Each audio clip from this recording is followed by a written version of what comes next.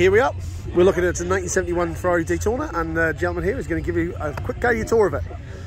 Yeah, so 1971 Cannonball Daytona. There's only one. This is the one that Dan Gurney and Brock Yates who began the Cannonball. Dan Gurney, I don't need to speak for, best all-arounder driver, good friend of Brock Yates at the time. Kirk White, exotic car dealer of the time, also racing team owner of the car, who loaned it to these two, what do you call them? Scofflaws, to go out and have an adventure after Brock and his team had recon the route. 1971 Cannonball winner, because it goes 172 miles an hour according to Dan Gurney, but at no time did they go over 175 miles per hour. And now this car is shaped like a wing. It won't go much faster than 172 miles an hour, because after that it begins to fly. And that's the truth. That's because there's a Colombo V12 motor underneath here that makes, well, in this case, over 400 horsepower, because this car's been massaged by Holman and Moody to be probably one of the best performing V12s of any Daytona in the world. Yes, I'm a bit of a bragger about that, but when you get the opportunity to handle a car like this, things go to your head a little bit. Would you like to see inside? I'd love to see inside. That'll be fantastic. So for the record, the first 18 hours right here is where Brock Yates sat. Gurney took the first 18 hours and did not give the seat up until he felt that he really needed to get some rest. Gurney, being a tall man, 6'4", I think he was, in the story, in the Cannonball book, they say that he fit comfortably in this car, whereas most times when he was driving in a race car, he pretty much sat with one butt cheek raised up in the air and his head cocked a little bit to the side so that he could fit him and his helmet in a car. You probably also heard of cars that had the Gurney bubble in them, which were a little thing, and a bubble at the top of a car that allowed Gurney to fit comfortably in a race car. Again, best all-arounder racer at the time. Look up his accomplishments if you don't know them, and a genuinely gentleman of a man, 3 times throughout, one of the great friends of the owner of this car, as well as Brock Yates, a great friend of this car. So I can see the driver's side. Yeah. Take note on the back here, our Cannonball plate.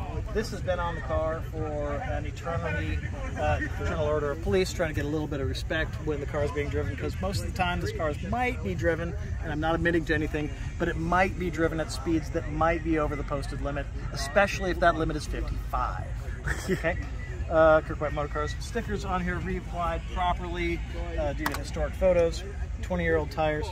This is the seat that Gurney sat in.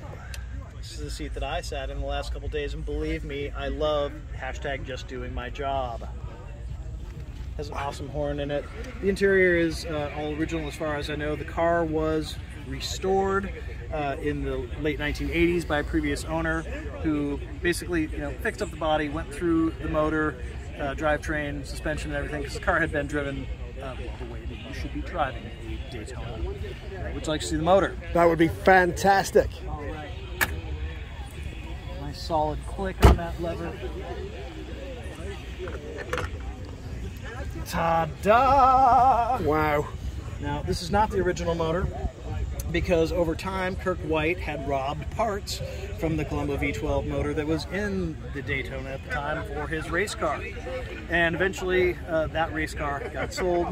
He took the motor out of that race car, put it back in the Daytona, and that motor was the one that was tuned by Holman and Moody to get an extra 40-50 horsepower out of it, and a few extra revs, torque, whatever. This is, like I said, the best running, highest performance Daytona motor that you will probably ever come across, and there's documentation to prove it.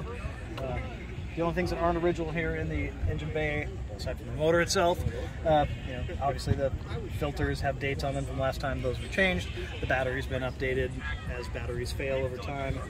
But this thing fires right up. Would you like to hear the car start? We would love to hear the car start. Save the best for last, except for when I take my shirt off. No, we're not going there. That costs extra. Well, the music played in the background will probably do that. Okay. Yeah. I am a bit bold, so yeah, if I was asked to, I probably would, but I don't want you to get that many likes from those kind of people. All right, ready? 1, 2. Oh, wow. It's kind of hard starting.